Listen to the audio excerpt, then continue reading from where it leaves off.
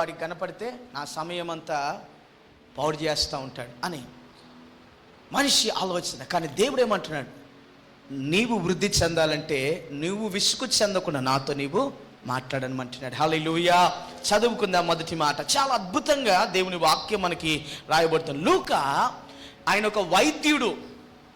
లూకా ఈ సువార్త రాసినటువంటి ఒక వ్యక్తి డాక్టర్ అని చెప్పాలి. ఆ డాక్టర్లకి ఎలాగుంటుంది అంటే పరీక్షించకుండా ఏ విషయాన్ని వారు రాయరు, మాట్లాడరు. అసలు ఏంటి విషయం అని క్షుణ్ణంగా వారు దాని పరీక్ష చేసిన తరువాతనే దానిలో నుండి వస్తున్నటువంటి యొక్క స్పందననే వారు ఏం చేస్తారు, తెలియచేయటానికి ఇష్టపడతారు.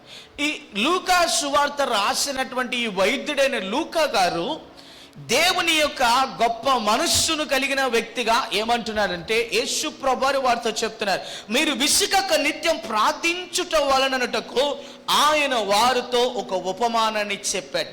ఇక్కడ యజమాని ఒక ఆయన ఉన్నాడు, అలాగే మరి సమస్యతో బాధపడుతున్నటువంటి ఒక సహోదరి, వెధవరాలైనటువంటి సహోదరి, ఆమెతో ఉన్నటువంటి యొక్క స్నేహితురాలు కూడా మనకి ఇక్కడ కనపడతా ఉన్నారు. ఈ అధికారి మనస్సు ఎలాగున్నది అని అంటే చూడండి, జాగ్రత్తగా చూడండి, చదువుదాం. ఆ మాటలు చదివితే మీకు కాస్త అర్థమవుతుంది. దేవునికి భయపడకయు మనుషులు నక్షు పట్టకయు నుండి ఒక న్యాయాధిపతి యొక్క పట్టణములో ఉండెను. ఆ పట్టణములో ఒక విధవరాలు ఉండెను. ఆమె అతని యొద్దకు తరచుగా వచ్చి నా ప్రతివాదునికి నాకు న్యాయము తీర్చమని అడుగుచూ వచ్చెను. గాని ఇక్కడ గాని అనే మాట ఆగిపోయింది, కొనసాగన లేదు. అక్కడ ఉందా? కానీ అని ఉంది. ఆ న్యాయాధిపతిని గురించి పరిచయం ఎలాగున్నది అంటే, దేవుడంటే భయం లేదు, మనుషులంటే లెక్కలేదు. అట్లాంటి వ్యక్తి నీ మాట నా మాట వింటాడా? చెప్పండి. అస్సలు విండు. నువ్వెవరువైతే నాకెందుకు నాయన, అసలు నా దగ్గరికి ఎందుకు వస్తున్నావు నువ్వు అని అంటారా? చెప్పండి. దేవుడంటేనే భయం లేకుండా, అసలు మనుషుని లెక్క పెట్టకుండా, దేవుణ్ణే లెక్క చేయకపోతే మనుషులను లెక్క చేస్తాడా? అస్సలు లెక్క చేయనటువంటి మనస్తత్వం. మరి ఆ వ్యక్తి దగ్గరికి ఒక సహోదరి ఆమెతో పాటుగా ఆమె స్నేహితురాలికి న్యాయము కొరకు వెళ్ళింది. న్యాయం జరిగిద్దంటారా? మీరు చెప్పండి. ఆ మనసు కలిగిన వ్యక్తికి, అట్లా మనసు కలిగిన వ్యక్తి న్యాయం చేస్తాడా? చెప్పండి. మంచి చేస్తాడా? మేలు చేస్తాడా? అసలు సమస్య వినడానికి ఇష్టపడని వ్యక్తి ఆ తల్లికి న్యాయం చేస్తాడా? చెప్పండి. చేయడు. అస్సలు ఆమె మాటే వినటం లేదు. అలాంటి వ్యక్తి న్యాయం ఎలా చేస్తాడని అనుకుందాం? చేయడు కదా. ఇక్కడ గమనించండి, ఆ మొండి స్వభావము కలిగిన వ్యక్తి హృదయాన్ని కూడా మార్చేటట్లుగా ఈ తల్లి ప్రవర్తన అనేది కలిగినదిగా ఉంది. హల్లెలూయా. దేవునికి మహిమ కలుగును గాక. ఎలా ఉన్నది అని అంటే, ఈ యజమానుడు, ఈ న్యాయాధిపతి, న్యాయం తీర్చే వ్యక్తి దేవుడంటే భయం లేదు, అసలు మనుషులంటే లెక్కలేనటువంటి ఆయన ఉన్నాడు. అయితే ఒక సహోదరి వచ్చి ఆయన అడుగుతుంది, అయ్యా నాకు న్యాయం చేయి, నా సమస్య ఇది, నా సమస్య తీరినటువంటి సమస్య, నాకు, నా ప్రతివానికి, నాకు, నాతో ఉన్న ఆ వ్యక్తికి, ఆ అక్కకి చాలా సమస్య ఉంది, కాస్త నువ్వు పెద్ద మనసుతో మా సమస్యను తీరుస్తావా, నాకు న్యాయం చేయయ్యా అని అడుగుతూ ఉంది. ఆమెను గురించి రాయబడిన మాట ఏంటంటే, మాటి మాటికి. చెప్పండి మాట, మాటి మాటికి. అంటే మనం దేవుని సన్నిధికి మనం సమయము దొరికినప్పుడల్లా దేవునితో మనము మాట్లాడాలి. మనకి సమయం ఎప్పుడున్నా దేవునితో మనము మాట్లాడాలి. నేడు ఉన్న పరిస్థితులు ఎలాగున్నాయి అంటే, కొంత సమయం దొరికిందంటే ఆ సమయాన్ని ఎలా ఖర్చు పెట్టాలో ఆలోచన చేస్తూ ఉన్నారు. ఏమండి, కొంత తీరిక సమయం ఉంటే అబ్బా నేను అలసిపోయాను అని ఒకరు టీవీకి, ఒకళ్ళ ఫోన్కి, ఒకళ్ళు రకరకాలైన వాటికి వారి సమయాన్ని ఇస్తూ ఉన్నారు. అదే మనము అలసిపోయిన సందర్భాల్లో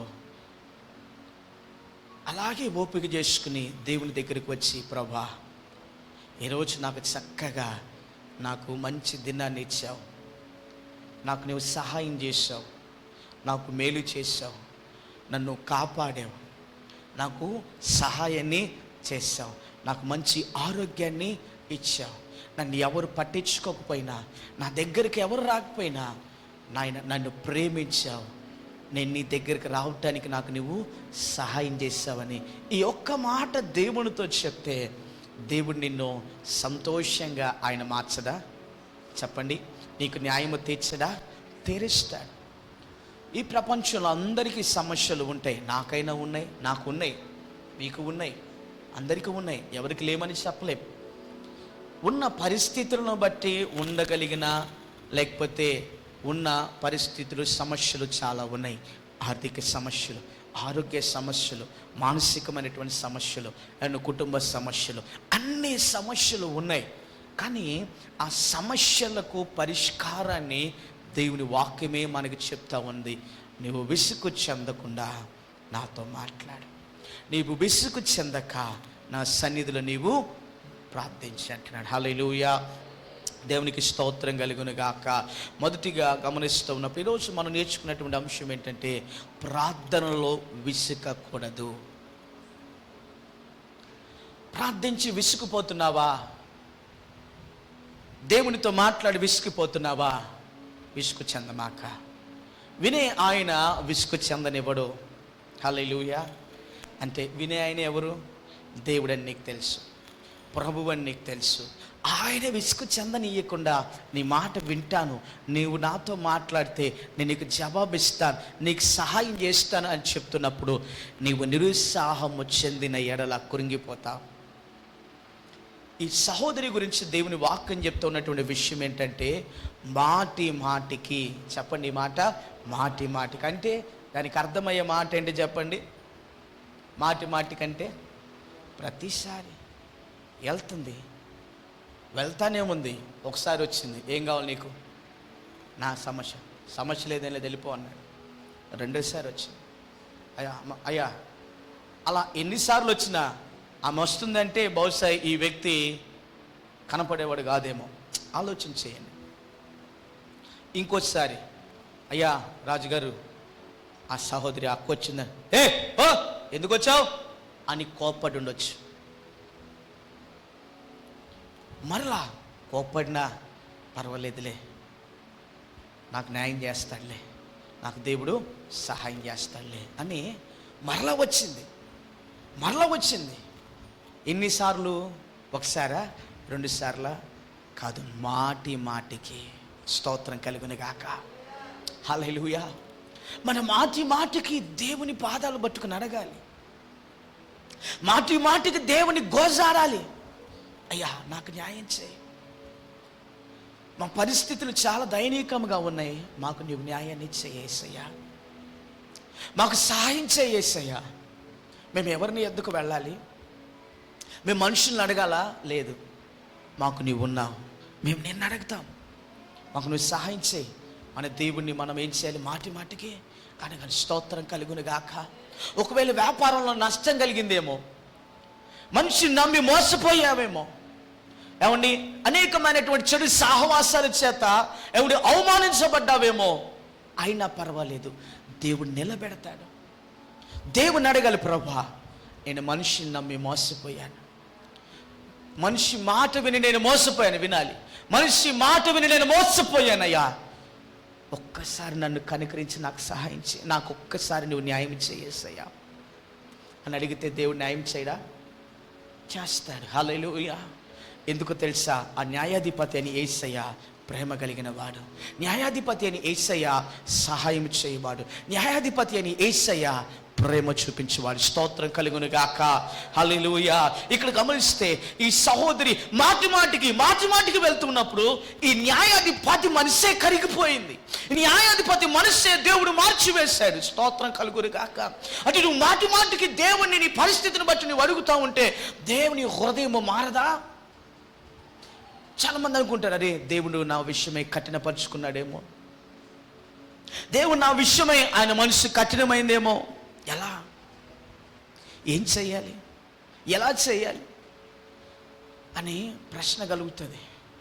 కానీ నువ్వు మాటికి వెళ్తున్నప్పుడు నీ యొక్క సమయం మాటిగా దేవుని సన్నిధిలో కనపడటకు ఇష్టపడుతూ ఉన్నప్పుడు ఆయన హృదయంలో ఒక తలంపు ఏంటంటే, అరే మాటికి ఈ సహోదరి నా సన్నిధికి వస్తుంది, నేనేమి కోరిక ఏదన్నా చెయ్యాలి. హల్లెలూయా.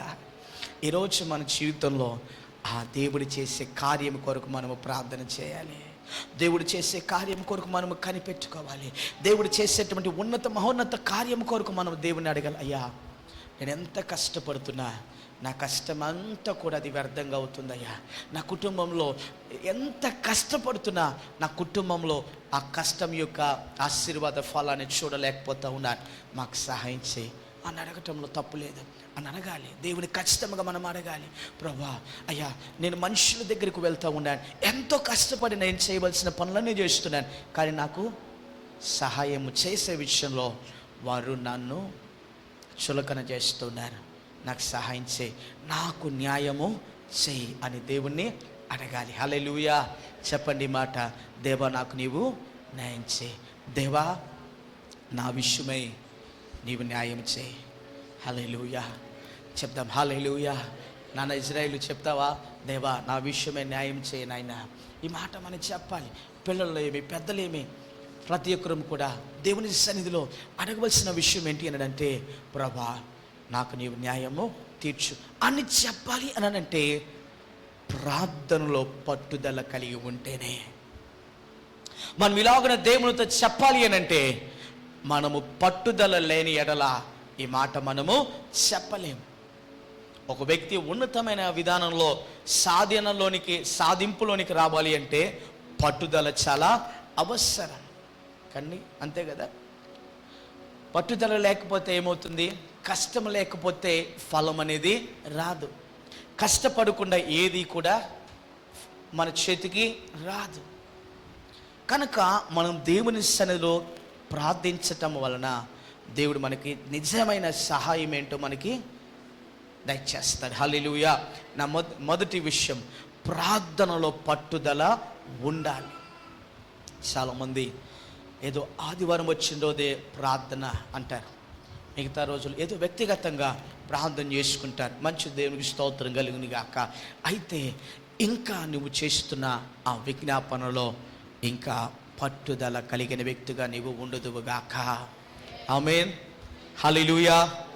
రెండవదిగా గమనిస్తున్నప్పుడు దేవుడు తన పిల్లల మొరను ఆలకిస్తాడు. దేవుడు కాకపోతే ఇంకెవరు ఆలకిస్తాడండి? దేవుడు ఆలకించాలి కదా. మనుషుడు ఆలకిస్తాడా? చెప్పండి. మనుషుడు ఆలకిస్తాడా? కొంచెం గట్టిగా చెప్పండి. మనుషుడు ఆలకిస్తాడా? లేదు. నేను 100% చెప్తాను ఈ విషయాన్ని. జస్ట్ ఏదో నువ్వు వచ్చినప్పుడు నిన్ను బాధ పెట్టకూడదని ఏదో వినటానికి ప్రయత్నం చేస్తాడు. నువ్వు దాటిపోగానే ఏం చేస్తాడు చెప్పండి? ఏం చేస్తాడు? పట్టించుకోడు. నువ్వు ఎన్ని మార్లు నీ పరిస్థితి విషయమే అర్జీ పెట్టుకున్నావేమో, అధికారికి కావచ్చు, ఇంకొక వ్యక్తికి కావచ్చు, నువ్వు ఉన్నప్పుడు వరకే అమ్మా చేద్దాం, మనకు కాకపోతే ఎవరికి చేద్దాం అని అంటారు. ఇది వాస్తవం. కానీ మనం దాటిపోయిన తర్వాత చెప్పలేము. కానీ దేవుడు అలా కాదు. నా దేవుడు అలా కాదు, మన దేవుడు అలా కాదు. దేవుడు తన పిల్లల మొర్రను చెప్పండి ఆలకిస్తాడు. అంటే నువ్వు దేవునికి అర్జీ పెట్టుకుంటే ఏమైంది? ఉన్నతమైన దేవునికి నువ్వు అర్జీ పిటిషన్ పెట్టుకున్నావు అని ఏం చేస్తాడు? దాన్ని క్షుణ్ణంగా చదువుతాడు. తగిన సమయంలో దేవుడు దాన్ని గ్రాంట్ చేస్తాడు. హల్లెలూయా. ఒకవేళ ఆర్థికంగా సహాయం ఉందనుకో, దేవునికి పిటిషన్ పెట్టు. నేను అంటాను, ప్రార్థన అంటే దేవునికి పిటిషన్ పెట్టడమే. అవండి, అర్థమైందా? చాలామంది అవసరతల కొరకు ఏం చేస్తారు, మీ సేవకి వెళ్ళి ఏం చేస్తారు, పిటిషన్ పెడతా ఉంటారు, అప్లికేషన్స్ ఇస్తూ ఉంటారు, అంటే అర్జీ పెట్టుకుంటూ ఉంటారు. అర్థం అవ్వాలంటే ప్రభుత్వం నుండి వచ్చేటువంటి యొక్క మరి ఏదైనా లావాదేవీలు కానీ లేకపోతే ఇంకటి ఏదైనా మేలు పొందటానికి ఏం చేస్తారు, అర్హతను బట్టి అప్లై చేస్తాం. కానీ దానికన్నా ఉన్నతమైనది, గొప్పది, దేవునికి నువ్వు అర్జీ పెట్టుకుంటే మహోన్నతుడైన దేవుడు ఊహించని రీతిలో నీకు సహాయాన్ని చేస్తాడు. స్తోత్రం కలుగును గాక. హల్లెలూయా. ఇప్పుడు అదే మాటను చదివితే నన్ను చాలా ప్రోత్సహించి బలపరిచినటువంటి ఒక చక్కని వచన భాగం ఇక్కడ రాయబడింది. ఏంటి అని అంటే 4వ వచనం చదువుకుందాం. అతడు కొంతకాలం ఒప్పకపోయాను, తర్వాత అతను నేను దేవునికి భయపడకయో మనుషులను లక్ష్య పట్టకయో ఉండినాను. ఈ వెధవరా నన్ను తొందర పెట్టుచున్నది గనక ఆమె మాటి మాటికి వచ్చి గోజాడున్నట్లుగా ఆమెకు న్యాయము తీర్తునని తనలో తాను అనుకోనేను. హల్లెలూయా. నేను నా పరిస్థితి ఏంటి, అసలు నేను ఎవరి మాట విన్నోడిని, నేను దేవునికే భయపడి. కానీ ఈ అక్క నన్ను చాలా తొందర పెడుతుంది న్యాయం చేయమని. ఈ మాట నన్ను నాకు నిజంగా ఆలోచింపజేసింది. ఈ వచనం నన్ను ఆలోచనలోకి పడవేసింది, ఆలోచన చేసేలాగా చేసింది. మనుషులను మనం ఎంత అర్జించినా వారి మనసు మారదు, కానీ దేవుని మనసు ప్రార్థన ద్వారా మార్చవచ్చు. దేవుని కార్యాలు ప్రార్థించడం వలన చేసేటట్లుగా మనము ప్రయాసపడవచ్చు. హల్లెలూయా. బైబిల్లో చూస్తే ఒక వ్యక్తి దేవుని మనస్సును బట్టి బ్రతిమలాడాడు. ఎవరైనా చెప్పండి, ఎవరు?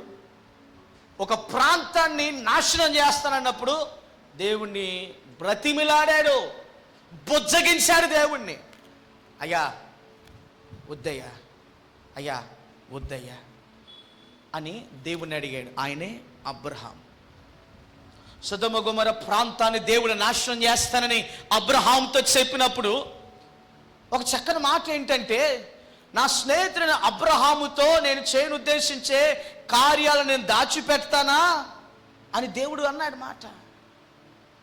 అంటే నువ్వు దేవునితో విసుకక నువ్వు సహవాసం ఉంటే ఏం చేస్తాడు తెలుసా, ఎవరికి తెలియనటువంటి అద్భుతమైన విషయాలు నువ్వు మాట్లాడేటట్లుగా దేవుడు చేస్తాడు. ఇర్మియా 3:33 చెప్తే అద్భుతంగా ఉంటుంది ఆ మాట. మొర్ర పెడితే నీకు ఉత్తరం ఇస్తాను. అంటే నాతో నువ్వు మాట్లాడితే నేను నీతో మాట్లాడతాను. నేను మాట్లాడుతున్నప్పుడు ఆ మాటలు యందు ఎవరికి తెలియనటువంటి యొక్క శ్రేష్టమైన ఉన్నతమైనటువంటి యొక్క జవాబులతో కూడిన ఆ విషయాలను నీకు తెలియజేస్తానన్నాడు. హల్లెలూయా. ఇదిగో నేను నీకు ప్రార్థిస్తున్నప్పుడు గూఢమైనటువంటి సంగతులు నేను నీకు తెలియజేస్తానన్నాడు. హల్లెలూయా. అంటే రహస్యమైన విషయాలు ప్రార్థనలో నువ్వు, అది విషయం. అయితే సమస్య ఎక్కడ వస్తుంది అంటే, మనము విసుగు చెందటం వలన, మనము ఓపిక కోల్పోవటం వలన, మనము వైఫల్యము కలిగినటువంటి పరిస్థితులకు రావటం వలన దేవుడు ఆలకిస్తాడని తెలుసు, దేవుడు సహాయం చేస్తాడని కూడా తెలుసు. కానీ మనము ఎక్కడ లోపము కలిగిన వారుగా ఉంటున్నామంటే అడిగే విషయంలో. అర్థమైందా? మా టీచర్ గారు స్కూల్లో పాఠం చెప్తూ ఉంటే ఒక విద్యార్థికి సందేహం కలిగింది. ఎన్ని రోజులు నా సందేహం వాడికి బోట్ల. వాడి సందేహం తీరాలి అంటే ఏం చేయాలి? ఆ గురుగారి దగ్గరికి, గురుగారు సార్ మీరు పాఠం చెప్తున్నప్పుడు ఈ విషయాన్ని చెప్పారండి, నాకు అర్థం కాలేదు, మీ ఆలోచన, మీ ఉద్దేశం ఏంటండి దాని విషయమే నాకు చెప్పండి సార్ అని అంటే ఏం చేస్తాడు ఆ పంతులు గారు? వివరిస్తారు. ఇప్పుడు దేవుని వాక్యమే చక్కగా చెప్తా ఉంది. ఏంటి?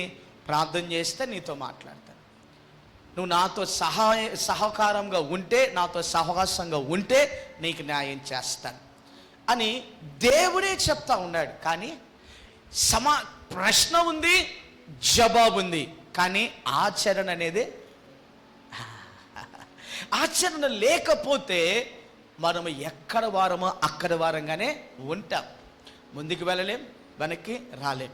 కానీ ఈ అక్క సహోదరి, ఈ వధువరాలు చేసిన పని ఏంటంటే మాటి మాటికి ఏం చేస్తుందంట, ఆ న్యాయాధిపతి దగ్గరికి వెళ్ళి అడుగుతున్నప్పుడు వాడికి మనసులో ఒక ఆలోచన కలిగింది. ఆయనకి ఏంటి, ఏమో నన్ను చాలా తొందర పెడుతుంది కాబట్టి ఏమో నేను ఏదన్నా చెయ్యాలి అంటే, దేవుని సన్నిధిలో మాటి మాటికి కనపడితే దేవుడు నీ కొరకు ఏదన్నా చేయాలన్నటువంటి ఆశ నీ వలన కలుగు చేయబడుతుంది. హల్లెలూయా, స్తోత్రం కలుగును గాక. ఇంకా చదువుకుందాం, 6వ వాక్యాన్ని చదువుకుందామా. మరియు ప్రభు ఇట్లనెను, అన్యాయస్తుడైన ఈ న్యాయాధిపతి చెప్పిన మాట వినుడి. దేవుడు తాను ఏర్పరచుకున్న వారు దివారాత్రులు తనను గురించి మొర్రపెట్టుచుండగా వాడికి న్యాయము తీర్చడా. హల్లెలూయా, స్తోత్రం చెప్పండి గట్టిగా, హల్లెలూయా. దేవునికి మొర్ర పెడుతూ ఉంటే న్యాయము తీర్చదా? చెప్పండి, న్యాయము తీర్చదా? ఈ రోజున మనం చూస్తే ఎక్కడ చూసినా న్యాయం అనేటువంటిది మనకి చూడలేము. ఏదో ఒకరిద్దరు మంచి మనసు కలిగిన వారిని బట్టి తప్ప, దేవుని ప్రేమ కలిగిన వారి ఆ ప్రవర్తనను బట్టి తప్ప, వాక్యం ఎరిగినటువంటి వారి ప్రవర్తన తప్ప, మిగతా వారి ప్రవర్తన ఏదో కొంచెం లోపమైన పరిస్థితులు ఉంటాయి. కానీ ఇక్కడ పరిచయం చేయబడుతున్నటువంటి విషయం ఏంటంటే, అయ్యా, ఆ న్యాయాధిపతిని అడిగినటువంటి యొక్క సహోదరి, ఆ సహోదరి యొక్క ప్రతివాని యొక్క ఆ యొక్క సందర్భంలో నీవు ఉంటే, నీవు వెళ్ళి న్యాయాధిపతి దగ్గర గోజారుతూ ఉన్నప్పుడు ఓ అని చేదరించుకున్నాడు అనుకో, ఏం చేస్తావు? నేను వీడిని అడగటం ఏంది, వీడితో మాటలు నేను అనిపించుకునేది ఏంటి అని అనుకుంటాం. కానీ మాటికి వెళ్ళినప్పుడు, మాటికి దేవుని సన్నిధిలో అడిగినప్పుడు దేవుడే వారికి జవాబును ఇస్తూ ఉన్నాడు. హల్లెలూయా, హల్లెలూయా. ఇంకా గమనిస్తూ ఉంటే దేవుని జవాబు మన జీవితాల్లో పొందాలి అని అంటే నీ కడుపు నీవు మార్చుకోవాలి. కడుపు మార్చి నీవు ప్రభు సన్నిధిలో మొరపెడితే దేవుని మొర్రను ఆయన ఆలకిస్తాడు. ఇంట్లో ఏమండి, భార్య భర్తల మధ్య గొడవ జరిగితే ఏం చేస్తారు? ఆ రోజు వంట బంద్, కిచెన్ స్ట్రైక్ అయింది ఆ రోజు. అంతేనా? ఏమైద్ది? వంటశాల బంద్. అన్న ఎట్ట వెళ్తాడు, అక్క ఎట్ట వెళ్ళిద్ది. ఆ రోజు ఇంట్లో స్ట్రైక్, ధర్నా జరిగిద్ది. ఈ సర్జికల్ స్ట్రైక్లు కాదు కావాల్సింది. మనము కడుపు మార్చుకుని భారము కలిగి దేవుని సన్నిధిలో న్యాయము కొరకు నిలవబడి పోరాడి దేవుని అడిగితే దేవుడి న్యాయాన్ని చేస్తాడు. హల్లెలూయా, హల్లెలూయా. 3వది, ఉపవాసం మన విశ్వాసాన్ని బలపరుస్తుంది. ఆ సహోదరి ఎన్ని మార్లు నిరీక్షణతో వచ్చిందో, అరే ఈసారి కాకపోతే ఇంకోసారి నాకు చేస్తాడులే, ఇంకో సందర్భంలో నా మాట వింటాడులే, ఇంకో సందర్భంలో నాకు జవాబు ఇస్తాడులే అని ఈ నిరీక్షణ ఆమెలో, ఎంత గొప్పగా దేవుడు కలుగజేస్తాడు. స్తోత్రం కలుగును గాక. నిరీక్షణ ఎప్పుడు మనల్ని సిగ్గుపరచదు. అందుకే గొప్ప చక్కని పాట ఉంది కదా, ఈ నిరీక్షణ నన్ను సిగ్గుపరచదు. సియోనులో ఉన్న మన దేవునితో మనం సహవాసం కలిగి ఉంటే ఆయనలో ఉన్న నిరీక్షణ మనల్ని ఎప్పుడు సిగ్గుపరచదు. నాకెంతో చక్కగా ప్రోత్సాహకరమైన పాట ఒకటి జ్ఞాపకం వస్తుంది. పాడుదాం, ప్రభుని స్తుతిస్తాం. ఈ నిరీక్షణ నన్ను సిగ్గుపరచదు, ఈ నిరీక్షణ నన్ను సిగ్గుపరచదు, ఈ నిరీక్షణ నన్ను సిగ్గుపరచదు. సియోనులో నా యేసుతో సింహాసనం ఎదుట క్రొత్త పాట పాడెదా, ఈ నిరీక్షణ నన్ను చెప్దాం. ఈ నిరీక్షణ నన్ను సిగ్గుపరచదు. ఈ నిరీక్షణ నన్ను సిగ్గుపరచదు. ఈ నిరీక్షణ నన్ను చెప్దామా. ఈ నిరీక్షణ నన్ను సిగ్గుపరచదు. సియోనులో నా యేసుతో సింహాసనం ఎదుట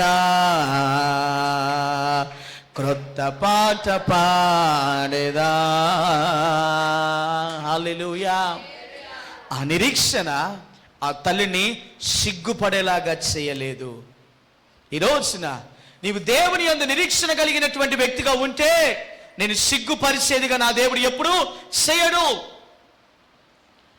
అవమాన అనుభవ అంచులు గుండా ప్రయాణం చేస్తూ ఉన్నా దేవుని యందు నిరీక్షణ కలిగిన వ్యక్తిగా నీవు ఉండినట్లయితే ఆ నిరీక్షణ ఎన్నడూ నిన్ను సిగ్గు అవమానములనేదిగా చేయదు. హల్లెలూయా. మన నిరీక్షణ దేవుడై ఉండాలి. మనము దేవునిలో నిరీక్షణ కలిగినటువంటి వారముగా ఉండాలి. మనుషుల యందు కాదు మన నిరీక్షణ, దేవుని యందు ఉండాలి. హల్లెలూయా, హల్లెలూయా. అప్పుడు దేవుడు ఏం చేస్తాడంటే ఆయన పునాది మీద మన విశ్వాసాన్ని కట్టుకునేటట్లుగా దేవుడు మనకి సహాయాన్ని చేస్తాడు. స్తోత్రం కలుగును గాక. ఈ తల్లి మాటికి వస్తుంది, మాటికి అడుగుతోంది, అయ్యా నాకు న్యాయం చేయి, అయ్యా మాకు సహాయం చేయి అంటూ ఉన్నా. వినలా. కానీ ఒక్కరోజు ఒక సమయం వచ్చింది, ఒక గడియ వచ్చింది. ఆ న్యాయాధిపతి మనస్సు మారింది. ఈమె నన్ను ఇంతలా బతిమలాడుతుంది, ఇంతలా తొందర పెడుతుంది, నేను ఈమెకి సహాయము చేయాల్సిందే అన్నాడు. హల్లెలూయా. ఇక్కడ మనకు అర్థమవుతున్న విషయం, నిరీక్షణను నువ్వు కోల్పోమాక, నీ ధైర్యాన్ని నువ్వు కోల్పోమాక, నిరీక్షణ నువ్వు పోగొట్టుకోమాక, నీ విశ్వాసాన్ని నువ్వు పోగొట్టుకోమాక, దేవుని యందు నిరీక్షణ కలిగి ఉండు.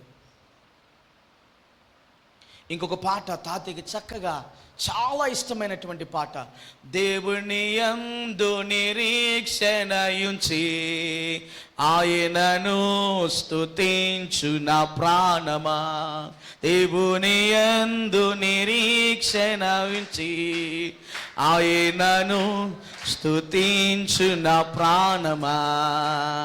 ఏ అపాయము రాకుండా నిన్ను దివారా పాడువాడు ఆయనే.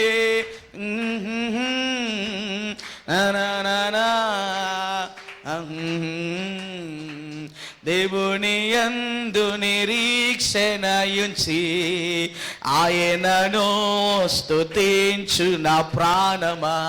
హల్లెలూయా. ఏం చేయాలని? ఏ అపాయము నీకు రాకుండా కాపాడుతాడు. ఆ న్యాయాధిపతి అవసరమైతే ఆమెకు అన్యాయం కూడా చేయొచ్చు. న్యాయం చేయాలని, అన్యాయం చేయాలని ఆయన చేతిలోనే ఉంది. కానీ న్యాయమే నాకు జరుగుతుందనే నిరీక్షణ అయితే ఆమెలో చెప్పాలి, ఆమెలో ఉంది. మనం దేవుని యందు నిరీక్షణ ఉంచినప్పుడు ఆయన మనల్ని ఎన్నడూ కూడా సిగ్గుపరచడు. హల్లెలూయా. అంటే దీనికి అర్థం ఏంటంటే ప్రార్థనలో ఆమె విశ్వాసాన్ని కలిగి ఉంది. అంటే ఆ న్యాయాధిపతిని అడిగే విషయంలో తన విశ్వాసాన్ని ఎన్నడూ ఎప్పుడు కూడా పోగొట్టుకోలే. అవిశ్వాస అంచులోనికి ఆమె వెళ్ళలేదు. విశ్వాసముతోనే ఆమె అడుగు ముందుకు వేసింది. స్తోత్రం కలుగును గాక.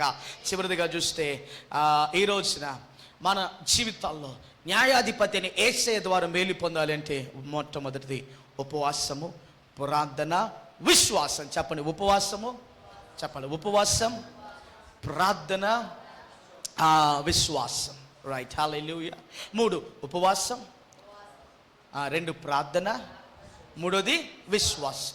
ఇవి దేవుని కార్యాలు అనుభవించేటట్లుగా సహాయం చేస్తాయి. అంటే ఇవన్నీ మనం కలిగి ఉంటా ఉన్నప్పుడు మన నిరీక్షణ దేవునిలో మనం ఉంచుతున్నాము కనుక దేవుని కార్యాలు మన యందు నిశ్చయముగా ఆయన చేస్తారు. అందులో సందేహమేమీ లేదు. హల్లెలూయా. దేవునికి మహిమ కలుగును గాక. ఎల్లప్పుడూ ప్రార్థన చేయొచ్చు, విసుకకు ఉండవలెను అనే దేవుని వాక్యం మనకి చెప్తా ఉంది. అంటే దాని అర్థము దేవుడు మాట్లాడుతున్నటువంటి విషయం తన శిష్యులతో ఏంటంటే, మీరు నిరీక్షణ పోగొట్టుకోవద్దు, మీరు ధైర్యాన్ని పోగొట్టుకోవద్దు, మీరు విశ్వాసాన్ని పోగొట్టుకోవద్దు, మీరు సహనాన్ని మీరు కోల్పోవద్దు. మీరు ఇంకా ఒకసారి కాలేదు, రెండవ మారు ప్రయత్నించండి. ఒక అవకాశం పోగొట్టుకున్నారా, రెండవ మారు ప్రయత్నించండి. ఒకసారి విఫలత మీరు చూస్తున్నారా, ఇంకోసారి ప్రయత్నం చేయండి. అయినా ఎన్నిసార్లు ప్రయత్నించినా మీరు నిరీక్షణ పోగొట్టుకోవద్దు అని దేవుడు వారికి ఏం చేశాడు, విసుకక ఉండాలి అని వారికి హెచ్చరించారు. ఈ ఉదయకాలం పరిశుద్ధాత్మ దేవుడు మనతో మాట్లాడుతున్నటువంటి చక్కని విషయం ఏంటంటే, నువ్వు నిరీక్షణ పోగొట్టుకున్నావా, నీవు వైఫల్యము చెందిన వ్యక్తిగా ఉన్నావా, దాని యందు దేవుని ఘనమైన సహాయము ఏంటో తెలుసా, నిరీక్షణ పోగొట్టుకోమాక, నిరీక్షణ పోగొట్టుకోమాక, ధైర్యాన్ని పోగొట్టుకోమాక, ఓపిక ప్రభువుని బట్టి నీవు సంపాదించుకున్నదుగాక, ఓర్పు సహనమును దేవుడు మనకు దయచేయునుగాక. హల్లెలూయా. ఏమంటే ఒక చక్కని మాట, ఒక మాట చెప్పి నేను ముగిస్తాను.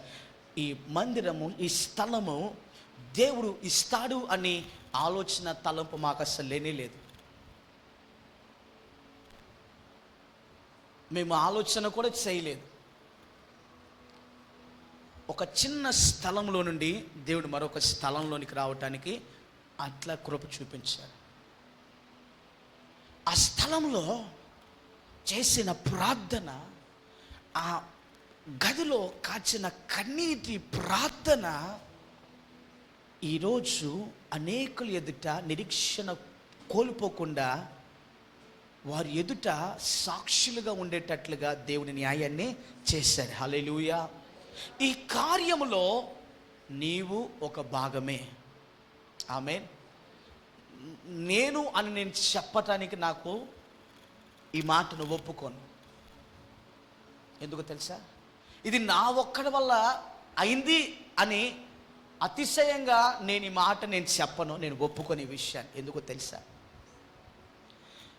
ఎందరైతే కన్నీరు కార్చి ప్రార్థించారో వారి ప్రార్థన ఫలమును బట్టి నిరీక్షణ కోల్పోకుండా, ధైర్యము కోల్పోకుండా, ఇబ్బంది కలుగుతూ ఉన్నా, శ్రమ కలుగుతూ ఉన్నా, ఏమంటే ఎంత కష్టం కలుగుతూ ఉన్నా ఓపిక ఉందే, నిరీక్షణ ఉందే, విశ్వాసం ఉందే, ఈ రోజున ఈ స్థలంలో కూర్చోటానికి అదే కారణం. హల్లెలూయా, హల్లెలూయా. నీవు అనుకుంటా ఉండవచ్చు, సరే నేను ఒక్కనే ఉన్నాను నా కుటుంబం నుండి రక్షణ పొందిన వ్యక్తిని, నా బిడ్డలు ఎప్పుడు రక్షించబడతారు, నా బిడ్డలు ఎప్పుడు మందిరానికి వస్తారు, నా యజమానుడు ఎప్పుడు రక్షించబడతాడు. ఉంది, ఒక సమయం ఉంది, ఒక తగిన సమయం అనేది దేవుడు చేస్తున్నాడు. హల్లెలూయా. నీ బిడ్డలు కావచ్చు, నీ కుటుంబం కావచ్చు, నీ కోడలు కావచ్చు, నీ కుమారుడు కావచ్చు, నీ బిడ్డలు కావచ్చు, నీ యజమాని కావచ్చు, వారు రక్షించబడే ఒక సమయం, ఒక దినము రాబోతుంది. హల్లెలూయా. ఇక్కడ వాక్యంలో రాయబడింది, కొంతకాలము, స్తోత్రం కలుగును గాక, కొంతకాలం ఆమె అడుగుతానే ఉంది, నాకు న్యాయం చేయి.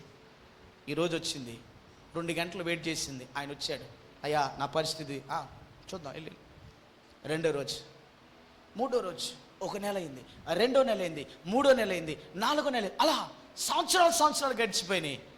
ఈ సంవత్సరాలన్నిటిలో దేవుని కృప ఆమెలను విడిచిపోలేదు. నిరీక్షణ కలిగిన మనసు ఆమె నుండి దూరం కాలేదు. శ్రమ, బాధ, ఇబ్బంది కలుగుతూ ఉన్నా ధైర్యము పోగొట్టుకోలేదు.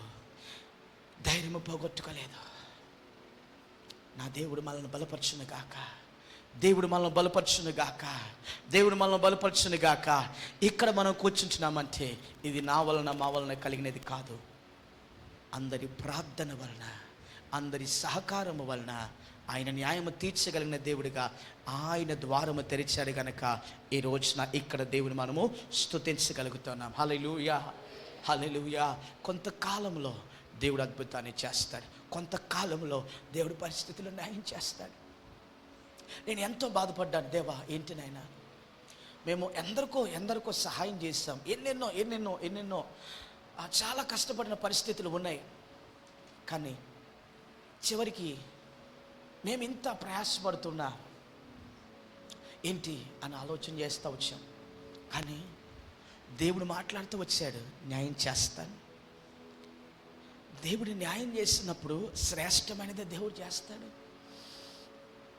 శ్రేష్టమైనది దేవుడు చేస్తాడు. నేను ఎంతగానో ఏడ్చాను దేవుని దగ్గర, ప్రభా ఏంటి నాయనా,